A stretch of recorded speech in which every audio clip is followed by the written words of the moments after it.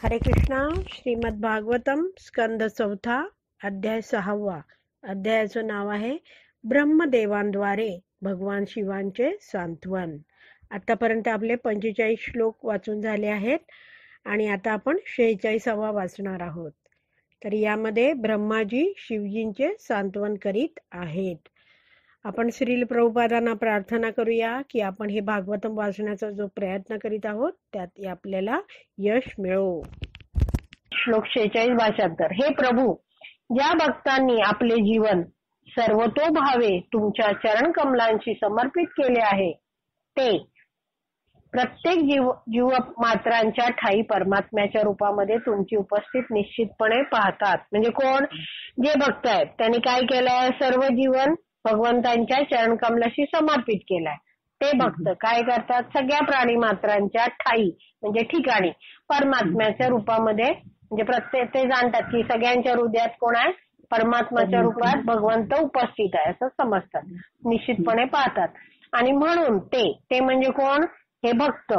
ते भक्त एका जीव मात्रा दुसऱ्याहून भिन्न समजत नाही. ते म्हणत नाहीत की हा आहे, हा जातीचा आहे, तो ह्याचा आहे, हा श्रीमंत आहे, हे आहे, असं तो कोणतेच भेद करत नाही. तो सगळ्यांना काय समान समजतो. तो असे भक्त सर्व जीवांना समभावाने वागवतात. त्यांना एकच असतं, सगळ्यांच्या हृदयात परमात्मा आहे. भिन्नत्व वाचून काहीही पाहू न शकणाऱ्या पशूंप्रमाणे ते कधीही क्रोधाने भारावून जात नाही. आता ह्याचा अर्थ काय? भिन्नत्व वाचून काही न पाहणारे म्हणजे काय? पशु असतात ते काय असतात? पशु खायला जेव्हा शोधायला बाहेर पडतो तेव्हा त्याचं एकच ध्येय असतं की मला खायला काय मिळते, समोर दिसणारी वस्तू मी खाऊ शकतो की नाही खाऊ शकत. हा म्हणजे तो असं भिन्नत्व करतो. तर तसा पशु आहे. आणि काय आहे? पशु क्रोध पण करतात. मग अशी हे दिलेली आहे की असं कधीच हा भक्त आहे तो या पशुच्या प्रमाणे कधीच वागत नाही. तात्पर्यात कळेल आपल्याला हे तात्पर्य. परम भगवंत जेव्हा क्रुद्ध होतात किंवा एखाद्या असुराचा वध करतात तेव्हा भौतिकदृष्ट्या ती एक अत्यंत प्रतिकूल गोष्ट वाटेल. म्हणजे आपण जर बघितलं की अरे भगवंत त्याच्यावर रागवले, अरे त्या असुराला भगवंतानी मारून टाकलं, तर भौतिकदृष्ट्या बघता काय, अरे हे तर वध आहे, ही हत्या आहे, हे रागावणं म्हणजे तमोगुणात आहे. म्हणजे एखाद्याला वाटतं की हे तर खराब आहे. पण आध्यात्मिक दृष्टीने ती काय आहे? त्या असुरावर केलेली आनंदमय कृपाच असते. कारण काय होतं, भगवंतांकडून जेव्हा असुर तो मारला जातो तेव्हा काय होतं, भगवंत त्याचे सगळे पाप नष्ट करून टाकतात आणि त्याच्यावर कृपा करतात. त्याचे सगळे अपराध याच जन्मात नष्ट होऊन जातात. म्हणून शुद्ध भक्त हा भगवंतांचा क्रोध आणि त्यांची कृपा यामध्ये भेद करत नाही. म्हणजे काय? जर दुःख आलं किंवा आनंद आला स्वतःवर तरी तो काय होतो? स्थिर राहतो. म्हणजे भगवंत जरी त्याच्यावर रागावले किंवा भगवंतानी कृपा केली तरी तो काय राहतो? मन त्याचं स्थिर चित्त ठेवतो भक्त, शुद्ध भक्त. दोन्ही गोष्टींकडे तो भगवंतांचे इतरांशी वागणे आणि आपल्याशी वागणे अशा संदर्भाने बघतो. भक्त कोणत्याही परिस्थितीत भगवंतांच्या वर्तनामध्ये दोष पाहत नाही. कोणतीही गोष्ट असू दे, कृपा असू दे नाही तर क्रोध असू दे, तो काय करतो? भगवंतांचे इतरांशी वागणे आणि आपल्याशी वागणे अशा संदर्भात बघतो. तो जाणतो की भगवंतांची मनातली इच्छा काय आहे, ती कशी आहे? मंगलमय आहे. ते मी नाही हे करू शकत की माझ्या दृष्टीने हे वाईट आहे म्हणून ते वाईट आहे, माझ्या दृष्टीने भगवंत ह्याच्याशी असे वागले असं तो म्हणत नाही. तो पूर्णपणे भगवंतांवर विश्वास ठेवतो. 47वा श्लोक भाषांतर. जे लोक सर्व गोष्टी भेद दृष्टीने पाहतात. आता भक्त आहे तो भेद करत नाही. आता लगेच भेद दृष्टीचं दाखवतात. जे लोक भेद दृष्टीने पाहतात, जे केवळ सकाम कर्मांवरच आसक्त आहेत, जे दुष्ट मनाचे आहेत आणि ज्यांनी इतरांची उत्कर्षवत अवस्था पाहून सदैव दुःख होते ज्यांना, आणि म्हणून जे कठोर आणि मर्मभेदी शब्दांद्वारे त्यांना म्हणजे समोरच्याला दुःख देतात, त्या सर्वच प्रकारच्या लोकांचा दैवाद्वारे पूर्वीच वध करण्यात आलेला असतो. जे कोणते लोक बद्दल सांगतात की जे भेद करतात की हा चांगला हा वाईट, ह्याच्यापासून मला फायदा होतो, ह्याच्यापासून काहीच फायदा होत नाही, मग त्याशी वाईट वागायचं, असं कोणताही भेद नाही करणार. हा, असे भक्त. पण जे लोक आहेत सगळ्यात भेद करतात. सगळ्यांना सर्व गोष्टी भेद दृष्टीने पाहतात. दुसरं काय, सकाम कर्मांवर आसक्त की अरे मी ह्याच्याशी मैत्री ठेवू का, कारण ह्याच्यापासून मला लाभ होणार आहे, अरे ह्याच्यापासून काय फायदाच नाही, त्याच्याशी काही मैत्री करायची गरज नाही, चांगलं बघायचं ह्याच्याशी गरज नाही, असा भेद करणारे आहेत तसे. तरी काय, ते सकाम कर्मावर आसक्त असते लोक. मग कसे आहेत म्हणजे काय, त्यांना काहीतरी मिळवण्याच्या अपेक्षेने त्यांची वागणूक ठरते. हा, असा तो भेद करतात.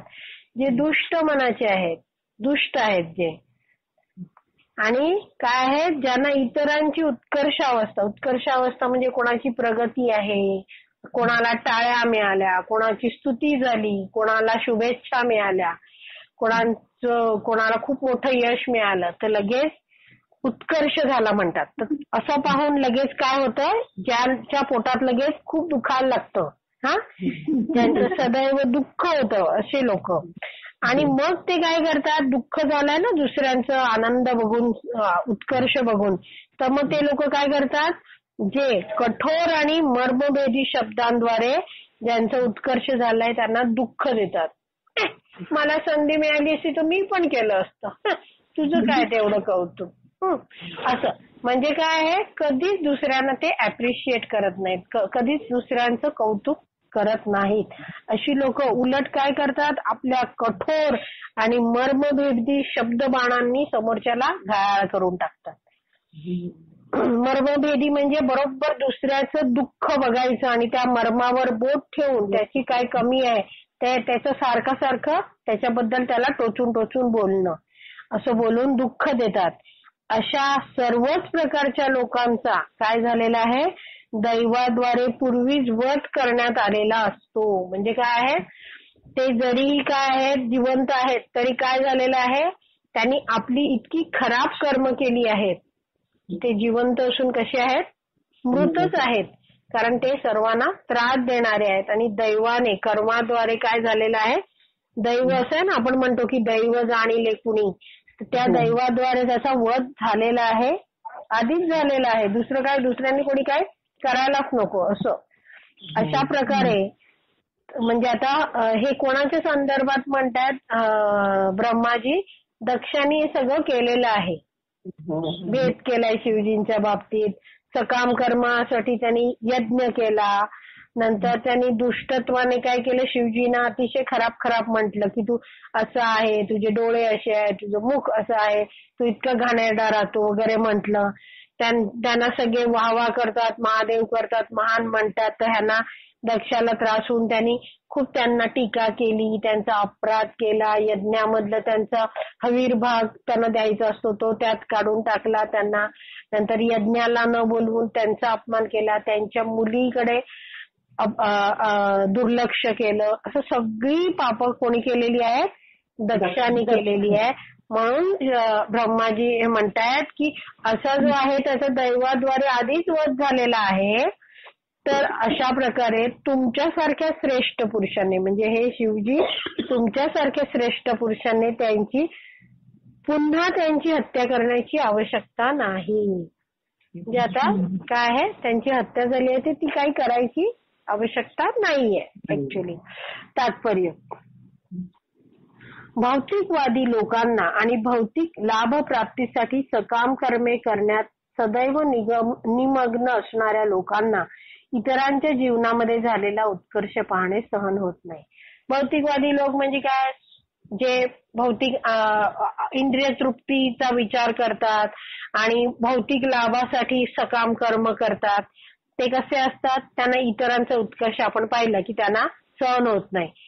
आता प्रभुपाद म्हणतात की किती कृष्ण भावनाभावित लोक आणि ह्यांच्यात काय फरक आहे ते दाखवत आहे.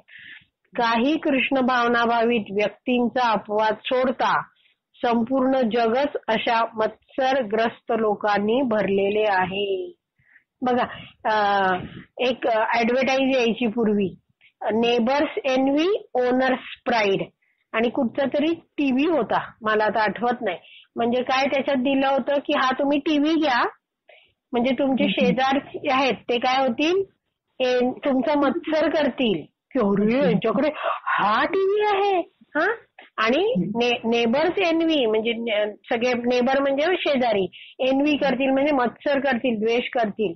आणि ओनर्स म्हणजे तुम्ही ओनर आहात, तुम्ही काय आहात, मालक आहात या टीव्हीचे, तर काय ओनर्स प्राईड म्हणजे तुमचा हा टीव्ही म्हणजे काय अभिमान आहे, अशी ऍड असायची. म्हणजे काय होतं, सगळे लोक असे काय असतात, मत्सरी असतात. कसं, अरे ह्याचं असं झालं, मला ह्याच्या मुलाला 65% मिळाले, माझ्या पोराला 60% मिळाले, ह्यात पण मत्सर. हा, म्हणजे कशाची मत्सर, अरे त्यांनी 2 मजल्याचं घर बांधलं, थांबा आता मी 2.5 मजल्याचं बांधतो. त्याची उंची आहे, हिनी एवढा फ्रीज घेतला, मी आणखी अर्धा फूट उंच फ्रीज घेतो. ह्यानी एवढा इंचाचा टीव्ही घेतला, मी आणि मोठा टीव्ही घेतो. कंटिन्यू लोक काय करत असतात, सतत तुलना तुलना तुलना करत असतात. आणि काय तुलना म्हणजेच काय, मत्सर होतो तो, बरोबर. त्या मत्सराने भरलेलं की ह्याचं असं कसं झालं, मला पाहिजे मला पाहिजे. आणि त्यामुळे ते पुढचं वाक्य ह्याच्यात तात्पर्यात आहे, असे मत्सरग्रस्त लोकांनी भरलेलं आहे. आणि नेहमीच ते कसे असतात, चिंतातूर आणि दुःखी असतात. चिंता असतात ना, अरे बापरे माझ्यापेक्षा ह्याला भारी मिळालं, अरे बापरे आज काय त्याचं कौतुक झालं, अरे मला कोणी बघतच नाही, अरे माझ्याकडे हेच नाही, माझ्या बापाने जास्त इस्टेट ठेवली असती तर बरं झालं असतं, असं सदैव ते चिंता करत असतात. आणि त्यामुळे काय होतात, ते दुःखी असतात. कारण त्यांना ऐहिक देहावर आसक्ती असते, ऐहिक म्हणजे या भौतिक शरीरावर त्यांची आसक्ती असते. आणि त्यांना आत्मसाक्षात्कारही झालेला नसतो. असं बरेच लोक आपण बघू की ते म्हणतात हा हा आपण आत्मा आहेत, आत्मा आहेत, माहिती आहे आत्मा असतो असं पण म्हणतील. पण आत्मसाक्षात्कार हे वेगळा शब्द आहे. आत्मसाक्षात्कार म्हणजे काय, मी आत्मा आहे, भगवंत माझे पिता आहेत, मी त्यांचं मूल आहे आणि त्यांच्यावर प्रेम करणं, त्यांची भक्तिमय सेवा करणं हे माझं कर्तव्य आहे. हा, आणि भक्ती करणं हे सगळं म्हणजे आत्मसाक्षात्कारी होणं. तसे ते झालेले नसतात. त्यांची अंतःकरणे सदैव चिंता आणि दुःखाने भरलेली असल्यामुळे असे मानले जाते की दैवाने अगोदरच त्यांची हत्या केली आहे. कारण काय आहे, मनुष्य जन्म पाईया राधा कृष्ण ना भजिया, जानिया शुनिया विष खाईनू. म्हणजे काय, जर भगवंतांची भक्ती केली नाही, मनुष्य जन्म पाहिला मिळाला आहे, पण काय राधाकृष्णांची भक्ती नाही केली तर जाणून बुजून त्यांनी काय केलेलं म्हटलं जातं, विष खाल्लेलं आहे. म्हणजे तो काय मेलेलाच आहे, त्यांनी उपयोगच केला नाही. त्यांनी अंतःकरणात भगवंतांना ठेवण्याच्या ऐवजी काय केलं, हे कसं होईल, त्याचं कसं होईल, असं तसं, अशा तऱ्हेने त्यांचं अंतःकरण चिंता आणि दुःखाने भरून गेलेलं असतं. म्हणून भगवान शिव हे आत्मसाक्षात्कारी वैष्णव असल्यामुळे त्यांनी दक्षाचा वध करू नये असे त्यांना सुचवण्यात आले. एवढं इथपर्यंत कळलं ना माताजी?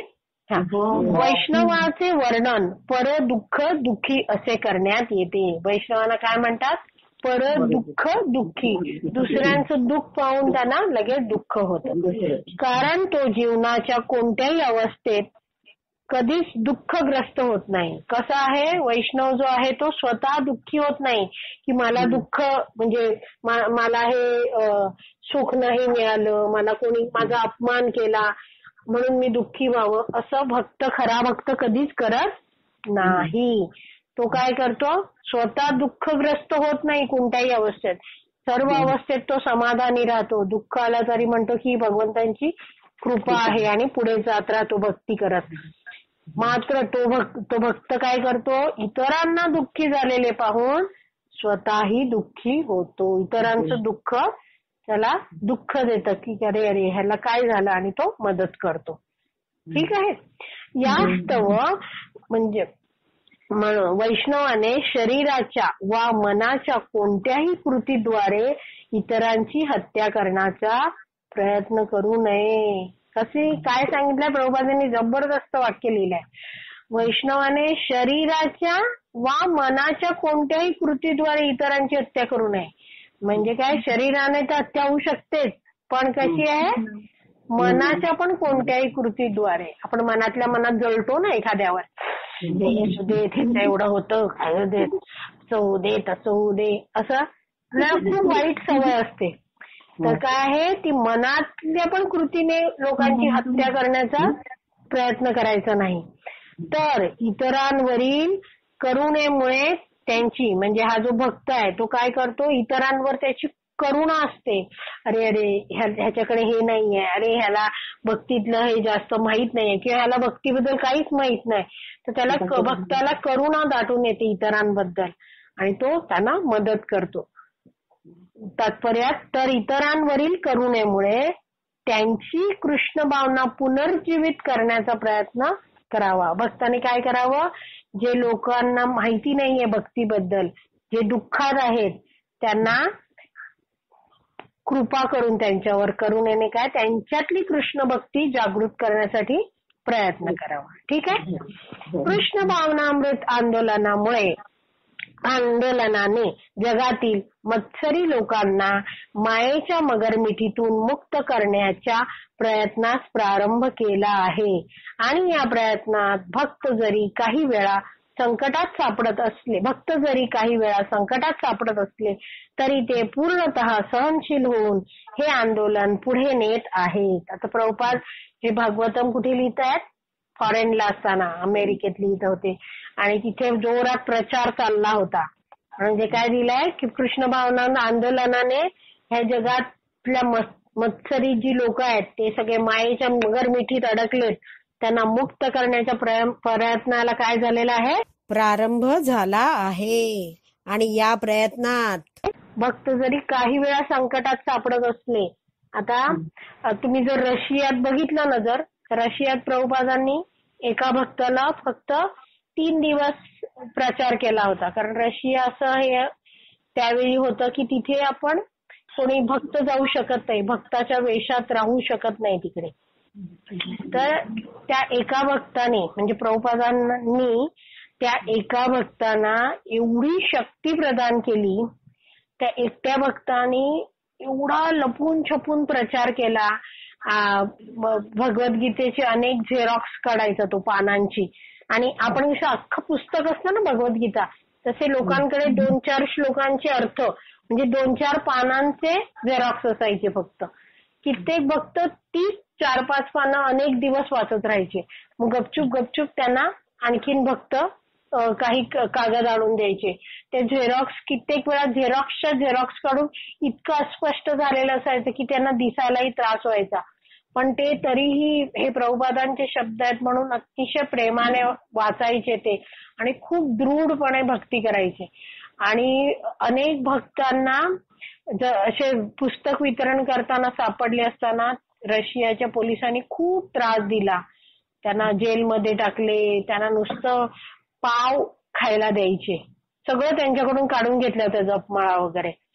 तर हे भक्तांना एवढं जप करायचा असायचा, पण ते काय करायचे, त्यांच्याकडे जपमाळा नव्हत्या. तर त्यांनी काय केलं होतं, त्यांना जे पाव मिळायचे ना खायला, त्यातले ते थोडे पाव बाजूला काढून ठेवायचे आणि पाव ओले करून असे त्याचं पीठ नरम करून त्याचे गोळे करायचे आणि तशी त्यांनी त्या गोळ्यांची जपमाळ तयार केली. ती कळलं, पावाच्या पिठांच्या गोळ्यांची अशी. आणि सॉल्टेड ब्रेड म्हणून एक पुस्तक आहे इंग्रजी, रशियातल्या त्या भक्तांनी लिहिलेलं, की असं एवढा त्रास सहन करायला लागायचा त्यांना सांगितलं जायचं की तुम्ही वेडे आहेत, आणि ते इलेक्ट्रिकचे शॉक वगैरे द्यायचे. खूप हाल अपेष्टा काढल्या त्यांनी आणि मग त्यांना सोडून दिले आणि त्यांनी आणि जोरदार शक्तीने प्रचार केला. आणि आता रशियात प्रचंड भक्त आहेत.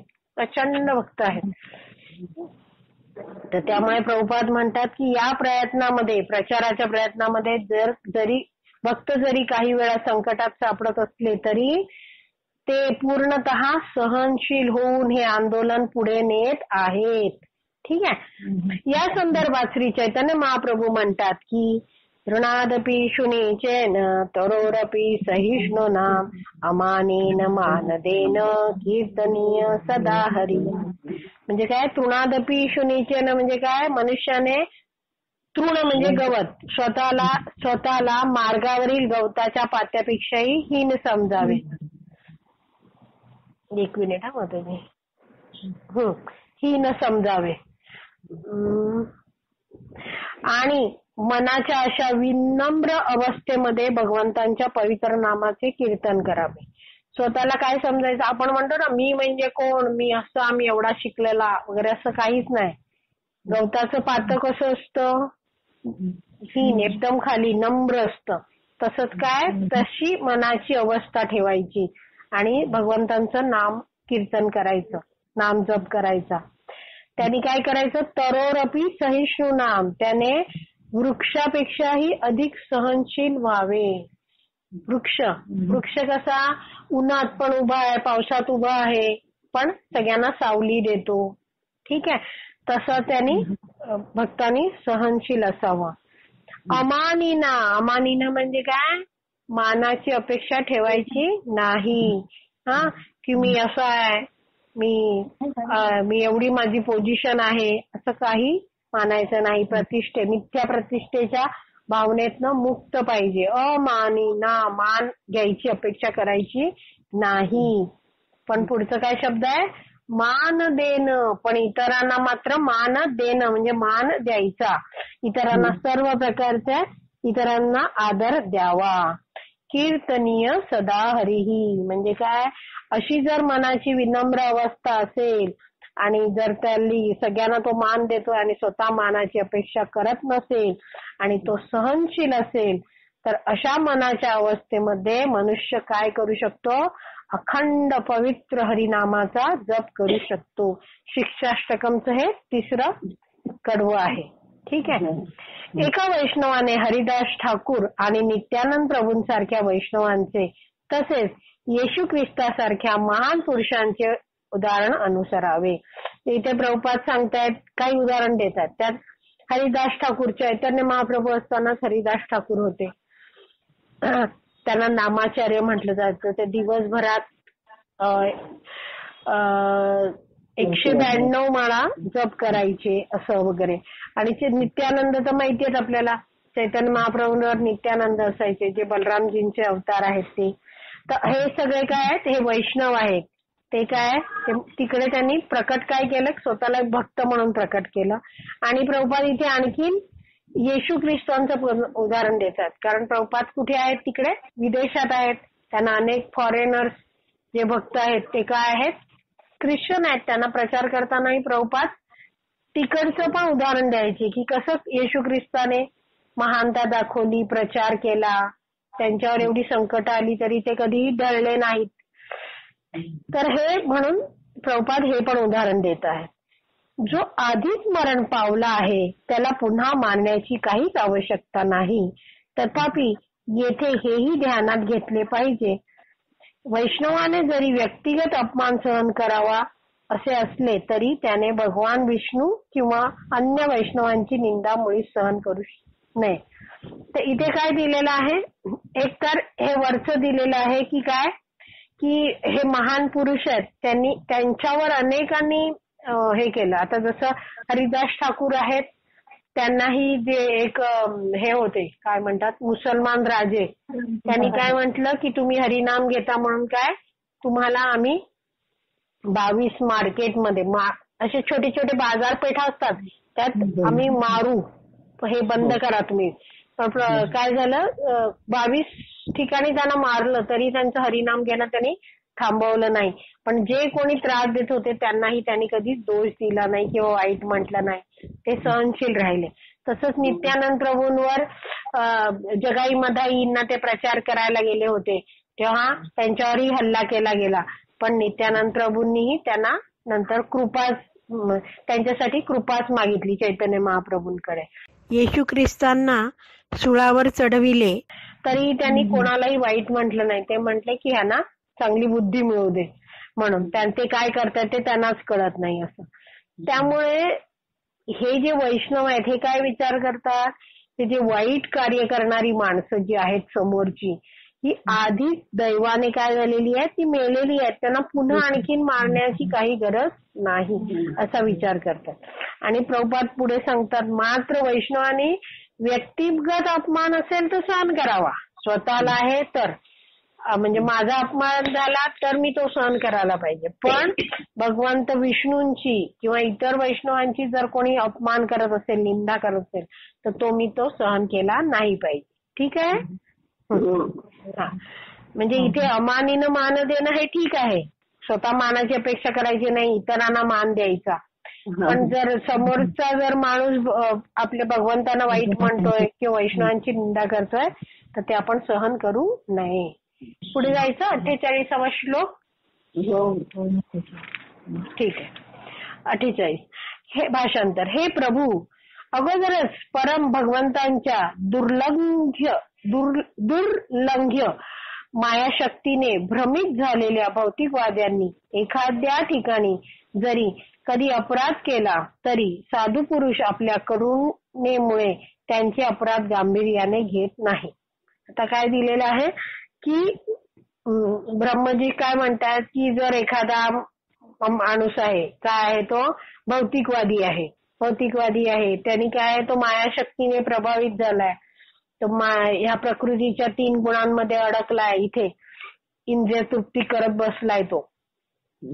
आणि ही कशी आहे, मायाशक्ती दुर्लभ्य आहे, म्हणजे काय, ती लांघून जाण्यासाठी, ती क्रॉस करण्यासाठी अशक्य आहे. हा, ती भगवंतांची मायाशक्ती आहे. आणि तो त्या मायाशक्तीने तो भ्रमित झालाय. आणि त्यांनी जर कधी काही अपराध केला तर साधू पुरुष काय करतात, साधू पुरुष स्वतः करुण आहेत, करुणा आहे त्यांच्यात, म्हणजे कृपाळू आहेत, दयाळू आहेत. त्यामुळे ते अशा अपराध्यांचे अपराध गांभीर्याने घेत नाहीत. ते मायाशक्तीने पूर्णपणे नियंत्रित असल्यामुळेच अपराध करतात, याची साधू पुरुषाला जाणीव असते. साधू पुरुष जाणतो की हा माणूस काय आहे, हा असा मायाशक्तीने नियंत्रित आहे, म्हणून तो असा अपराध करतोय. आणि म्हणून तो त्यांचा प्रतिकार करण्यासाठी आपले शौर्य दाखवत नाही. म्हणून साधू पुरुष काय, अशा जो अपराधी व्यक्ती आहे त्याचा प्रतिकार करण्यासाठी आपलं शक्ती प्रदर्शित करीत नाही. हे सगळं ब्रह्माजी का म्हणतात, दक्षाने बरेचसे अपराध केलेत म्हणून हे सगळं म्हणतायत. हा, तात्पर्य असे म्हटले जाते की तपस्वी व्यक्तीचे अथवा साधू पुरुषाचे सौंदर्य क्षमाशीलतेत असते. साधू म्हणजे काय, क्षमा त्यांनी दाखवलीच पाहिजे. अनेक साधी वृत्तीच्या पुरुषांचा अनावश्यकच छळ होऊनही आणि या छळाचा पुरेपूर प्रतिकार करण्याची त्यांच्यामध्ये शक्ती असूनही त्यांनी, म्हणजे साधू वृत्तीच्या पुरुषांनी मुळीच प्रतिकार न केल्याच्या कित्येक घटना जगाच्या आध्यात्मिक इतिहासामध्ये आढळतात. जसं आपण हे आताच बघितलं, हरिदास ठाकूर वगैरे. आणि प्रभुपाद एक मोठं उदाहरण देतात. काय उदाहरणार्थ, परीक्षित महाराजांना एका ब्राह्मण पुत्राने अकारणच शाप दिला होता आणि याविषयी त्या ब्रह्मपुत्र म्हणजे ब्राह्मणाचा पुत्र, च्या पित्याला अतिशय दुःखही झाले होते. हे सगळ्यांना माहिती आहे, आपण भागवतम वाचतोय ते, ज्याला सांगितलं जातं परीक्षित महाराज, त्यांचीच ही कथा आहे. परीक्षित महाराज सगळ्यांना हे माहिती आहे ना आधी. हा, माहिती आहे. तर त्यांना 5 वर्षाच्या ब्राह्मण पुत्रांनी शाप दिला होता की 7 दिवसात तू काय होईल, मृत्यू होईल. तर हा शापाबद्दल ऐकल्यावर त्या ब्राह्मणाच्या पित्यालाही दुःख झालं होतं. पण परीक्षितांनी काय केलं, ब्राह्मण पुत्राचा श्राप स्वीकारून एका सप्ताहाच्या काळात मरण पत्करण्याची संमती दिली. त्यांनी मात्र ते शांतपणे स्वीकारलं. त्यांनी काय म्हटलं, आताच आपण 2 श्लोकामध्ये बघितलं, 2 श्लोकाच्या आधी, की जो भक्त असतो, शुद्ध भक्त, तो काय करतो, संकटालाही काय समजतो, भगवंताचा अभ्यास. तेच ह्यांनी समजलं की हे जे संकट येणार आहे तेही काय आहे, भगवंतांची इच्छा आहे. ईश्वरेच्छा बली असी, ईश्वरांच्या इच्छेने सगळं काही होत आहे. कारण की परीक्षित महाराज हे पांडवांचे कोण आहेत, नातू आहेत, माहिती आहे ना.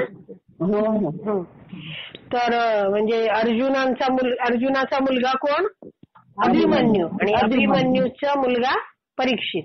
तर त्यांच्यावर पांडवांचे संस्कार हेच आहेत की काय आहे, जे काही घडतंय ते भगवंतांच्या इच्छेने आहे आणि तसं ते स्वीकारून आपण पुढे जायचं. त्यामुळे काय केलं, ह्यांनीही तसं ते मरण पत्करण्याची संमती दिली. परीक्षित महाराज सम्राट होते आणि आध्यात्मिक आणि भौतिक अशा दोन्ही प्रकारच्या सामर्थ्यांनी संपन्न होते. परंतु ब्राह्मणांविषयीच्या आदर आणि करुणेमुळे त्यांनी ब्रह्मपुत्राच्या कृतीचा प्रतिकार केला नाही, त्या शापाचा प्रतिकार केला नाही आणि 7 दिवसांतच मृत्युमुखी प्रवेश करण्याचे मान्य केले. परीक्षित महाराजांनी शापरूपी दंड स्वीकारावा. तो शाप स्वीकारावा, दंड आहे ना तो त्यांना, म्हणून दंड स्वीकारावा आणि मग त्यांच्या माध्यमातून संपूर्ण जगाला आपण जे वाचतोय त्या भागवताचा उपदेश देण्यात यावा, ही भगवान श्रीकृष्णांची इच्छा असल्यामुळे त्यांनी कोणताही प्रतिकार करू नये असा उपदेश त्यांना दिला गेला. म्हणजे काय, त्यांना आधीच त्यांच्यावर असे संस्कार झाले होते की काय जे होतंय ते भगवंतांच्या संमतीमुळे होतंय आणि ते तू स्वीकारावं. इतरांना लाभ मिळावा यासाठी एक वैष्णव अपार सहनशीलता दाखवितो. जेव्हा तो आपली शक्ती प्रकट करीत नाही तेव्हा त्याचा अर्थ तो सामर्थ्यहीन असतो असा मुळीच नव्हे. असं नाही की तो शक्ती दाखवत नाही म्हणजे तो दुबळा आहे, अशक्त आहे, असं नाहीये. उलट त्याचे सामर्थ्य प्रकट न करणे दर्शविते की अखिल मानव समाजाच्या कल्याणार्थ तो सहनशील असतो. तो सहनशीलता का दाखवतो, सामर्थ्य का प्रकट करत नाही, कारण सर्व जनमानसांच्या कल्याणासाठी तो आपली सहनशीलता दाखवत असतो. ठीक आहे. आता श्लोक क्रमांक 49 भाषांतर. हे प्रभो, आता हे कोण बोलतायत, ब्रह्माजी बोलतायत, सगळं शिवजींना प्रार्थना करतायत. हे प्रभो, पुरुषोत्तम भगवंतांच्या मायाशक्तीच्या भयंकर प्रभावाने तुम्ही कधीच भ्रमित होत नाही. म्हणजे काय इथे सांगतायत, स्तुती करतायत ब्रह्माजी शिवजींची की काय भगवान श्रीकृष्णांची जी मायाशक्ती आहे तिच्या प्रभावावर तुम्ही, त्या प्रभावामुळे किंवा तिच्या 3 गुणांमुळे तुम्ही काही भ्रमित होत नाहीत. म्हणूनच तुम्ही कसे आहात, सर्वज्ञ आहात. सर्वज्ञ म्हणजे तुम्हाला सगळं ज्ञात आहे आणि त्याच मायाशक्तीने गोंधळून गेलेल्या आणि सकाम कर्मांमध्ये अधिक आसक्त असणाऱ्या लोकांवर तुम्ही करुणामय होऊन दया करावी. आता सगळं ब्रह्माजींचं सांगणं कोणाच्या संदर्भात आहे, सगळं दक्षांच्या संदर्भात.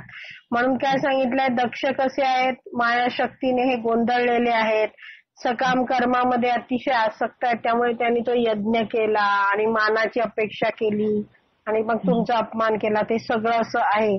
असे अति आसक्त लोक आहेत, त्यांच्यावर तुम्ही काय करा, करुणामय होऊन दया करा, कृपाळू व्हा आणि दया करा. तात्पर्य, वैष्णव भक्त बहिरंगा शक्तीच्या प्रभावाने कधीही भ्रमित होऊन जात नाही. भगवान श्रीकृष्णांच्या ज्या अनेक शक्ती आहेत त्यातली एक आहे बहिरंगा शक्ती, जिला आपण माया पण म्हणतो. का, कारण तो भगवंतांच्या दिव्य प्रेममयी सेवेमध्ये अखंड निमग्न असतो. तर का त्याच्यावर त्याचा परिणाम होत नाही त्या बहिरंगा शक्तीचा, कारण की तो भगवंतांच्या सेवेमध्ये अखंड मग्न आहे. म्हणून याच्या संदर्भात प्रभुपाद एक भगवद्गीतेतला श्लोक सांगताय 7.14, दैवी हेषा गुणमयी मम माया दुरत्तया मामेव ये प्रपद्यन्ते मायाम एताम तरंतीते. म्हणजे काय आहे, माझी ही जी गुणमयी 3 गुण कोणते, सत्व रजो तम, ही त्रिगुणात्मिक जी दैवी शक्ती आहे तिचं नाव काय, माया. दैवी आहे ती, हेषा ही आहे. नंतर गुणमयी, गुण आहेत तिच्यात. दुरत्यया, ती पार करणं कसं आहे, अतिशय कठीण आहे. मामेव ये प्रपद्यन्ते, पण काय, मामेव मला जो शरण येईल तो काय होईल, मायाम एताम तरंतीचे, म्हणजे तो मायेलाच आरामात तरून जाऊ शकेल असं सहजपणे. तर ह्याला एक उदाहरण सत्यवती माताजी आम्हाला हे शिकवत असताना त्यांनी दिलं होतं की जसं एखाद्या मोठ्या बंगल्यात आपण बंगला आहे त्याला गेट आहे आणि आत आपल्याला हे दिसतोय मोठा कुत्रा दिसतोय तर आपण काय डायरेक्ट आत शिरणार नाही. कारण की काय तो कुत्रा आपल्यावर ओरडेल भुंकेल. पण काय आहे म्हणजे त्याला पार करून आपण जाऊ शकत नाही. पण मालकच बाहेर आला बंगल्यातनं आणि आपण गेटला उभे आहोत आणि तो कुत्रा ओरडायला लागलाय आपल्यावर तर मालक काय म्हणतो ए टॉमी चुप. तर लगेच तो टॉमी शांत बसतो. तसंच बंगल्याचा मालक आहे ते भगवान श्रीकृष्ण आहे. हा जो ओरडणारा कुत्रा आहे त्याची मायाशी तुलना केली आहे आणि दरवाजावर आलेले आहेत ते आपण जीव. तर आपण मायेला पार करून जाऊ शकत नाही. पण जर भगवंतानी काय केलं तिला थांबवलं म्हणजे काय केलं तुम्ही जर भगवंतांच्या सेवेत आहात आणि भगवंत ते जाणून भगवंत तुम्हाला बघतात किंवा भगवंतांचा जेव्हा आशीर्वाद मिळतो तेव्हा काय तो कुत्रा काही करू शकतो का आपल्याला? नाही. तर हे असं उदाहरण आहे की ही एकटं पार आपण करू शकत नाही पण भगवंतांना जेव्हा शरण जातो तेव्हाच ते होऊ शकतं पार होऊ शकतं. या मायाशक्तीने मोहित झालेल्या लोकांवर क्रुद्ध होण्याऐवजी वैष्णवाने त्यांची काळजी वाहिली पाहिजे. असे मायेत अडकलेले अनेक लोक आहेत त्यांच्यावर रागवण्यापेक्षा काय केलं पाहिजे वैष्णवांनी त्यांची काळजी घेतली पाहिजे. कारण वैष्णवांच्या कृपेविना ते लोक जे मायेत फसलेत अडकलेत ते मायेच्या मगरमिठीतून बाहेर पडू शकत नाहीत. जसं आहे की काय आहे ह्याच्यात दिलाय वैष्णवांचा गुण दिलाय की काय वरती पण सांगितलंय की तुम्ही करुणामय होऊन दया करावी म्हणून हे सगळं सांगतायत. हे प्रभुपाद पण तेच उदाहरण देतात की कैसे वैष्णव कृपाळू आहेत. मायेद्वारे दंडित झालेल्या लोकांचे रक्षण केवळ भक्तांच्या कृपेद्वारेच होऊ शकते. काय आहे मायेत अडकलेले आहेत फसलेले आहेत त्यांचं रक्षण केवळ भगवंतांची कृपाच करू शकते. मग वैष्णवांना आपण कसं दंडवत प्रणाम करतो कसे असतात वैष्णव त्याबद्दल हा श्लोक आहे आपल्या सगळ्यांनाच येतो. वांछा कल्पतरुभ्यश्च कृपा सिंधुभ्यैवच पतितानां पावनेभ्यो वैष्णवेभ्यो नमो नमः. वैष्णव कसे आहेत वांछा कल्पतरू. वांछा म्हणजे इच्छा कल्पतरू म्हणजे कल्पतरू म्हणजे कल्पवृक्ष आहेत तरू म्हणजे वृक्ष तसे आहेत ते. तर शेवटचा शब्द आहे ओळ आहे ती वैष्णवेभ्यो नमो नमः म्हणजे काय मी भगवंतांच्या सर्व वैष्णवांना सर्व वैष्णव भक्तांना सादर प्रणाम करतो. वैष्णवेभ्यो नमो नमः. कसे आहेत ते वांछा कल्पतरुभ्यश्च ते प्रत्येकाची इच्छा पूर्ण करणाऱ्या कल्पतरूप्रमाणे. कृपा सिंधुभ्य एवच कृपेचे काय आहेत ते सागर आहेत आणि पतितानां पावनेभ्यो पतित जे बद्धात्मे आहेत त्यांना पावन करणारे आहेत त्यांच्यावर करुणा करणारे आहेत. आता पुढे तात्पर्यात मायाशक्तीच्या प्रभावाखालील लोक सकाम कर्मांकडे आकृष्ट झालेले असतात. म्हणजे काय आहे जे फक्त भोग भोगायची इच्छा आहे सकाम कर्म करायची हे केल्यावर मला ते मिळेल फळाची आशा करत ते काय झालेले असतात आसक्त झालेले असतात. परंतु वैष्णव प्रचारक त्यांची अंतःकरणे परमपुरुष भगवान श्रीकृष्णांकडे आकर्षित करून घेतो. वैष्णव काय करतो आपल्या आचरणाने आणि प्रचाराने त्या व्यक्तींना काय करतो प्रचार करतो भगवंतांबद्दल सांगतो आणि त्यांना अकर्म कसं करायचं ते शिकवतो. आता ते काय आहेत सकाम कर्मकांडांमध्ये अडकलेले आहेत बरोबर. तर त्यांना सांगितलं भगवंतांकडे त्यांचं मन कसं अंतःकरण कसं आकर्षित होईल यासाठी वैष्णव प्रचारक काळजी घेतो आणि कार्य करतो. तसे 50वा श्लोक भाषांतर. हे भगवान शिव तुम्ही यज्ञातील एक भागाचे अधिकारी आहात आणि योग्य ते फळही प्रदान करणारे आहात. शिवजी कसे आहेत आपण बघितलं की यज्ञ जो केला जातो त्यात सर्व देवतांना एक भाग ठेवलेला असतो म्हणून दिलाय की तुम्ही एका भागाचे अधिकारी आहात. अधिकारी आहेत म्हणजे तुमच्यासाठी तो काढून ठेवलेला आहे आणि योग्य ते फळही प्रदान करणारे आहात. देवता कसे असतात देवतांना काही दिलं तर परत फळ पण मिळतं. तर दुष्ट पुरोहितांनी त्या दक्षाच्या यज्ञाबद्दल ब्रह्माजी म्हणतात की दुष्ट जो पुरोहित होते त्यांनी काय केलं तुम्हाला तुमचा हविर्भाव दिला नाही. कारण दक्षांनी सांगितलं होतं की ह्यांना आपल्या ह्याच्यातला यज्ञातला हविर्भाव भाग द्यायचा नाही. म्हणून काय केलं मग तुम्ही शिवजींना हे म्हणतात की हे शिवजी तुम्ही संपूर्ण यज्ञाचा विध्वंस केला. यामुळे यज्ञाची समाप्ती झालेली नाही. तो यज्ञ जो सुरू होता तो अपूर्णच राहिलाय. का? कारण विध्वंस झाला. म्हणून आता तुम्ही काय करा, आवश्यक ती कृती करा आणि स्वतःचा अधिकार असलेला हवीरभाव घ्या. स्वतःचा असलेला हवीरभाव घ्या म्हणजे काय, आधी चला तिकडे यज्ञ करा आणि मग हवीरभाव मिळेल तो घ्या.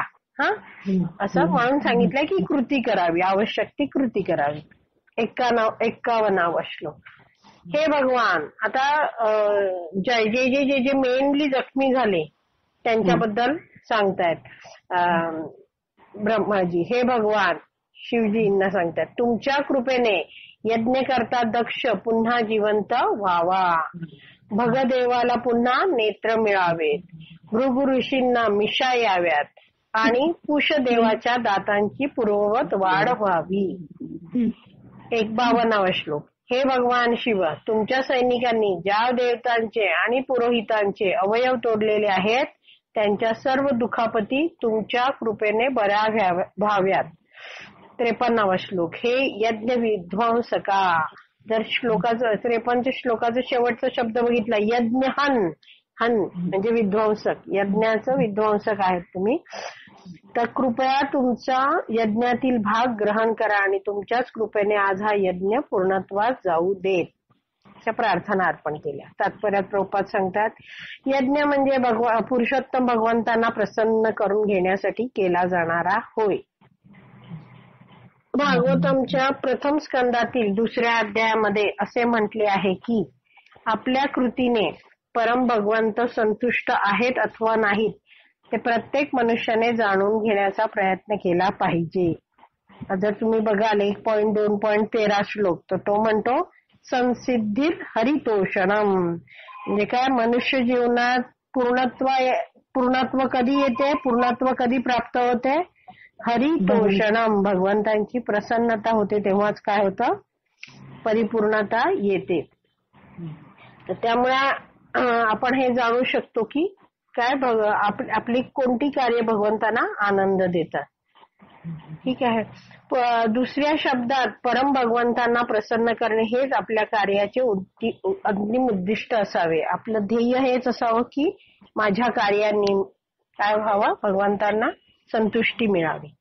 यज्ञाचं पण हेच ध्येय आहे. हा, ज्याप्रमाणे एखाद्या कार्यालयात, आता प्रभुपाद एक सुंदर उदाहरण देतात की एखादं कार्यालय म्हणजे ऑफिस, त्यात कार्य करणाऱ्या कामगाराने आपला धनी म्हणजे मालक आपल्यावर संतुष्ट आहे अथवा नाही हे पाहणे त्याचे कर्तव्य असते.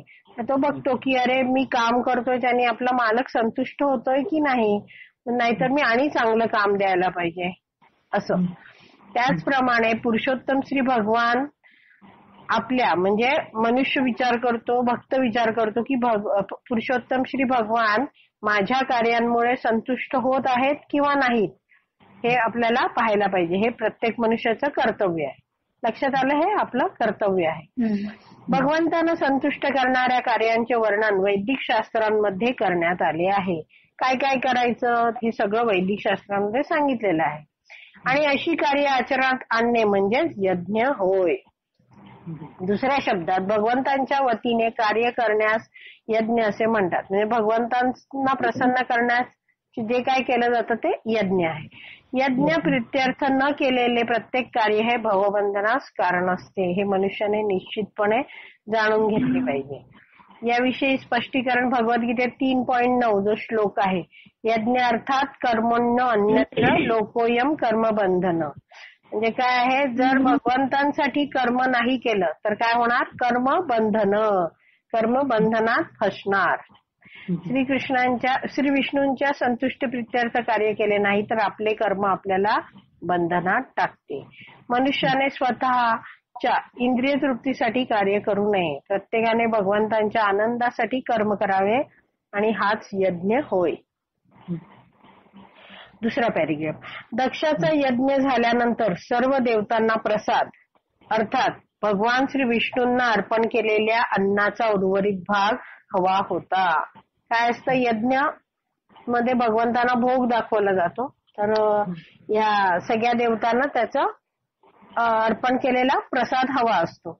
भगवान शिव हे देवतांपैकीच एक असल्याने स्वाभाविकपणे त्यांनाही त्यांचा यज्ञ प्रसादाचा वाटा हवा होता. तथापि दक्षाच्या मनात भगवान शंकराविषयी तीव्र द्वेष असल्यामुळे त्याने शिवांना यज्ञामध्ये सहभागी होण्याचे निमंत्रणही दिले नव्हते अथवा त्यांना शंकरांना त्यांचा यज्ञ प्रसादाचा वाटाही दिला नाही. त्यामुळे भगवान शिवांच्या अनुयायांनी संपूर्ण यज्ञ समारंभ उद्ध्वस्त केला आणि मग ब्रह्मदेवांनी भगवान शंकरांना शांत केले. आपण बघितलं आता सगळ्या प्रार्थना अर्पण केल्या आणि त्यांना म्हणजे शिवजींना त्यांचा प्रसादाचा भाग निश्चितपणे मिळेल असे सांगितले. त्यानंतर शिवांना विनंती करण्यात आली की तुमच्या अनुयायांनी केलेला जो विध्वंस आहे तो नाहीसा करावा आणि यज्ञस्थळाची व्यवस्था सगळी पूर्ववत करावी. भगवद्गीतेत 3.11 मध्ये म्हटले आहे की मनुष्य जेव्हा यज्ञ करतो तेव्हा सर्व देवी देवता तृप्त होतात. देवतांना यज्ञ प्रसाद हवा असतो आणि म्हणून प्रत्येकाने यज्ञ करणे अति आवश्यक आहे. काय होतं यज्ञ केल्याने काय होतं यज्ञाचं मेन उद्दिष्ट आहे भगवंताला संतुष्ट करणं. त्यामुळे आपोआपच देवी देवताही तृप्त होतात. यज्ञ प्रसाद ते घेतात. इंद्रिय तृप्ती करणाऱ्या विषयी कार्यांमध्ये मग्न असणाऱ्या लोकांनी यज्ञ करणे अनिवार्य आहे. ह्याच्यात यज्ञामध्ये काय आहे अन्यथा ते बंधनात पडतील. जसं बघितलं की काय आहे त्यांनी कशासाठी केलं पाहिजे विष्णू पित्याचं कार्य केलं पाहिजे. त्यांनी यज्ञ केला पाहिजे कारण मनुष्याला यज्ञ करणं आवश्यक आहे असं वेदांमध्ये सांगितलेलं आहे. यास्तव दक्ष हा मानवतेचा जनक असल्याने यज्ञ करत होता आणि त्यावेळी भगवान शिवांनी हवीरभागाची अपेक्षा केली होती. देवता आहेत त्यामुळे प्रत्येक देवतेला त्या अर्पण केलेल्या हवीरभाव भाग द्यायलाच लागतो. तशी शिवजींनी पण केली होती. पण भगवान शिवांना निमंत्रण न दिल्यामुळे यज्ञामध्ये विघ्न उत्पन्न झाले. ब्रह्मदेवांनी केलेल्या मध्यस्थीमुळे मात्र सर्व काही व्यवस्थित रीतीने सोडवले गेले. यज्ञ संपन्न करणे अतिशय अवघड कार्य. आता प्रभुपाद म्हणतात की त्या काळी अशी यज्ञ होती ती संपन्न करणं किती कठीण आहे ते सांगतात. कारण यज्ञामध्ये भाग घेण्यासाठी सर्व देवतांना निमंत्रित करणे अनिवार्य आहे. काय करायला लागतं त्या अशा मोठ्या यज्ञांमध्ये सर्व देवतांना आमंत्रण करायला लागतं. या कलियुगामध्ये खर्चिक यज्ञ करणे शक्य नाही किंवा सहभागी होण्यासाठी देवतांना निमंत्रण देणेही शक्य नाही. म्हणून या कलियुगासाठी शास्त्रविधान असे आहे की यज्ञ संकीर्तन प्राय यजंतीही सुमेधसहा. भागवतमचा 11.5.32 श्लोकात सांगितलंय. काय आहे सुमेधसहा म्हणजे खऱ्या अर्थाने जे बुद्धिमान मनुष्य आहेत त्यांनी काय जाणलं पाहिजे यज्ञ संकीर्तन प्राय. हे काय कलियुगामध्ये वेदांमध्ये सांगितलंय तो यज्ञ करणं अशक्य आहे. पण काय देवतांना संतुष्ट केल्या काय होणार आहे नियमित म्हणून यज्ञ केला पाहिजे. आणि काय होतं नाही तर देवतांना संतुष्ट नाही केलं तर काय आता भगवान जसं आता आपण एक उदाहरण घेऊया की पंतप्रधान आहे आणि त्याच्या हाताखाली अनेक खाती असतात. म्हणजे शैक्षणिक खातं, जल खातं, आरोग्य खातं, संरक्षण खातं असं. तसंच भगवान श्रीकृष्णांनीही काय केलेलं आहे असे अनेक खाती तयार केलेली आहेत. पाऊस पाडणारं खातं, नंतर म्हणजे हे जलाचा साठा ते करणारं, नंतर सूर्यदेव हेच उष्णता देणारं, असे सगळे देवी देवतांना काय दिलेलं आहे वेगवेगळी कार्य दिलेली आहे. वायू देवता वायूचं बघतात असं सगळं आहे. तर ते देवता जर संतुष्ट झाले नाहीत तर काय आहे यज्ञ केले नाहीत तर देवता संतुष्ट होणार नाही आणि देवता संतुष्ट झाला नाही तर ही सगळी जी कार्य आहेत जी खाती वाटप केले आणि त्यात कार्य करणारे देवता आहेत ते काय करणार नाहीत ऋतुजन्य कार्य होणार नाहीत. नियमित होतात बघा. पावसाळा येतो, पावसाळ्यानंतर थंडी येते, असं म्हणजे सगळं हे जे आहे ते काय आहे जे ऋतूंप्रमाणे कार्य जे होतात तसं काही होणार नाही. का? कारण सर्व काही देवतांच्या नियंत्रणाखाली असते. अशा परिस्थितीत काय करायचं मग? या युगामध्ये म्हणजे या कलियुगामध्ये सामाजिक शांती, समाजात शांती पण पाहिजे आणि समृद्धी पण झाली पाहिजे. तर शांती आणि समृद्धींचा समतोल टिकून राहण्यासाठी काय केलं पाहिजे? यज्ञ. पण कलियुगातला यज्ञ कोणता आहे? हरे कृष्ण महामंत्र यज्ञ. हरे कृष्णा कृष्णा कृष्णा हरे हरे, हरे राम राम राम हरे हरे.